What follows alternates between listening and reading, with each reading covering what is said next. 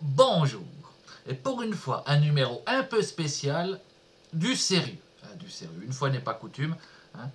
Vous m'avez fréquemment entendu dénigrer les femmes, mais c'était de l'humour, de la connerie. De la connerie, bien sûr. La femme n'est pas plus conne que l'homme. Je veux dire, c'est à peu près kiff-kiff d'ailleurs. 98% de cons. Voilà. Mais bon, j'ai amené d'ailleurs la preuve, je vous ai amené ici l'intelligence féminine. Attention, attention. Et voilà. Ah non, elle est où? Ah non, les gars, déconnez pas. Ah non, pour une fois, je devais être sérieux. Ah non, non, mais non. Ah non, non, mais faites pas les cons avec l'intelligence féminine, il n'y en a pas beaucoup.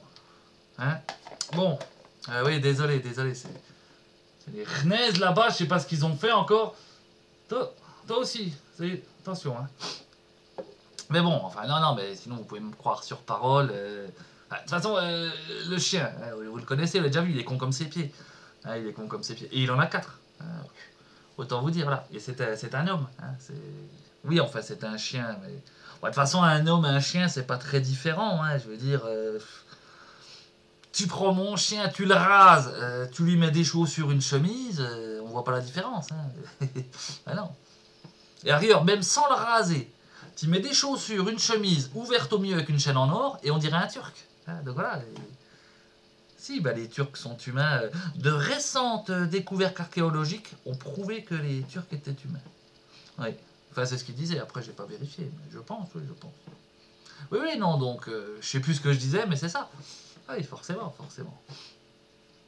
Si, ça... Bon, en même temps, si c'est pas ça, on s'en fout.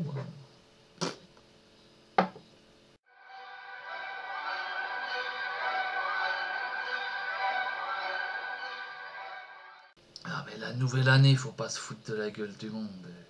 Bon, déjà, la date, moi, j'y crois pas, à la nouvelle année. Non, non, c'est comme croire au Père Noël ou croire en Dieu. Non, moi, j'y crois pas.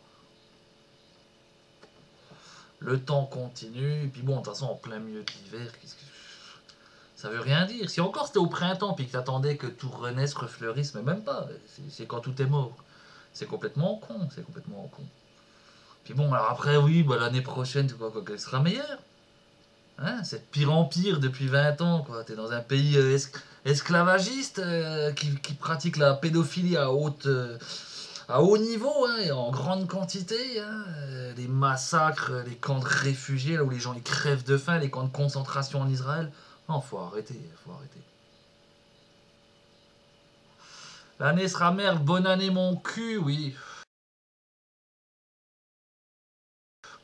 Puis c'est quoi la nouvelle année? C'est pas la fête des faux culs, peut-être? Alors ça, c'est une fête bien occidentale, c'est-à-dire que du mensonge. Voilà, des gens que t'as pas vu depuis un an, que tu vois jamais, quoi, et qui viennent te souhaiter, je te souhaite la bonne année, la santé. Là. Mais tu m'as pas parlé depuis un an, ferme ta gueule, dégage, qu'est-ce que tu veux? Franchement, faut pas déconner, quoi.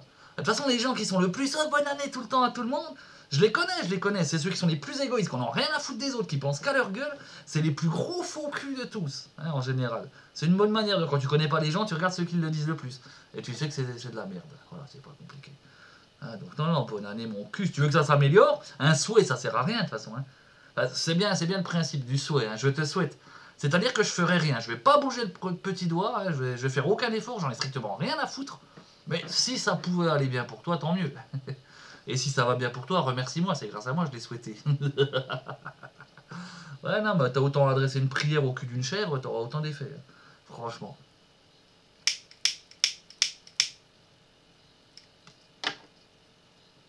La seule manière que ça change, c'est de se battre.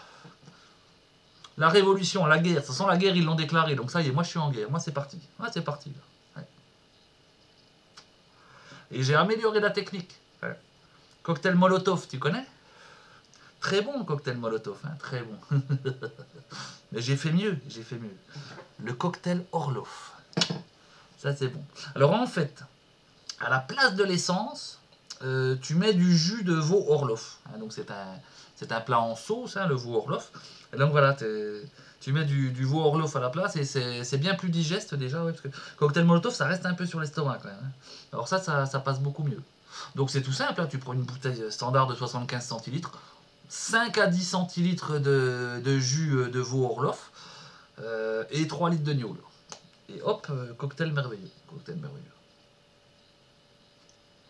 Ah bah après c'est la révolution, et après t'as tout qui crame. C'est beau après, c'est beau. Ah, la France en feu. Ah. Ça, ce serait des beaux souhaits, ça. Ah ouais, c'est... Enfin, on peut rêver.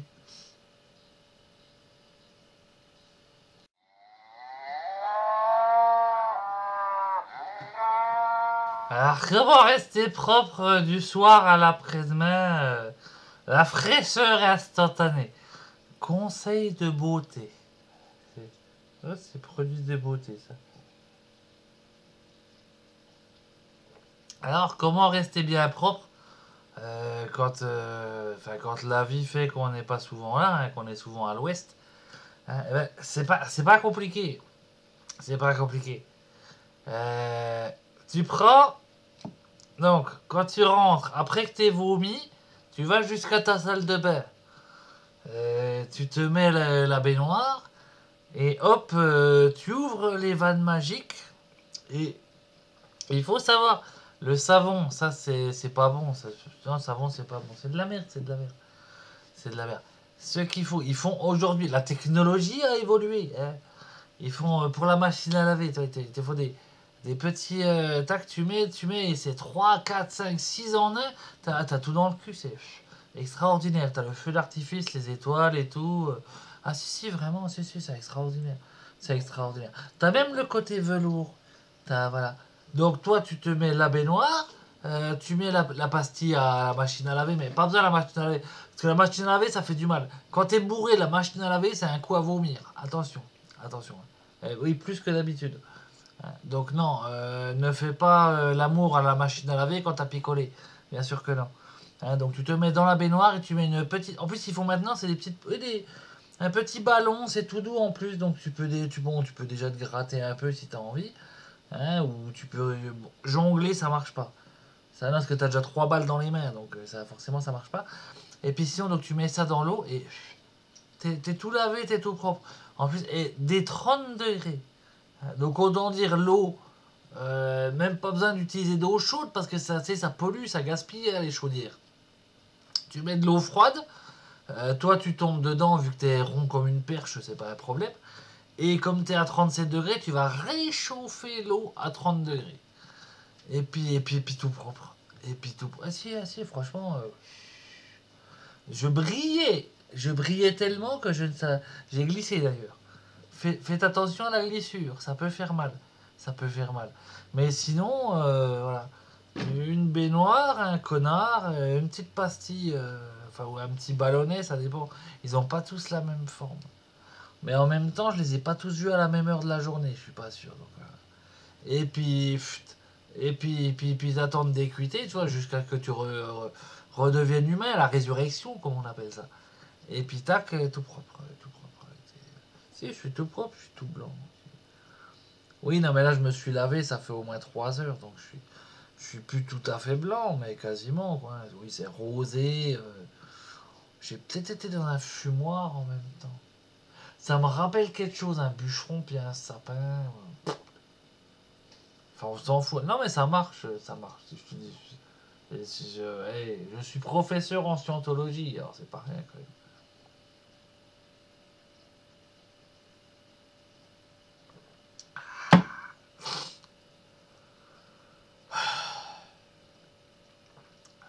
De quoi on parlait? Oui, les gallinacées en zone tropicale. C'est pas du tout pareil qu'en zone tempérée. Ah non, le gallinacé ne se comporte pas pareil. Ah, non, non, non, moi je te dis non. Ben, toi tu dis oui, tu dis ce que tu veux, mais moi je dis non.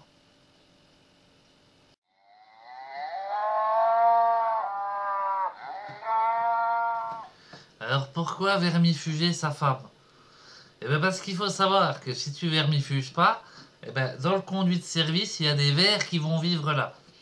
Alors si le ver, en général, quand il est en couple, il est très, très civilisé, très sociable, il n'y a pas de problème. Ah non. Quand il est solitaire, Quand il est solitaire, le ver, alors là, il devient très très agressif. Très agressif. Et donc, bah, il vaut mieux vermifuser, c'est pour des questions de sécurité. Ah bah oui, la sécurité avant tout. C'est important.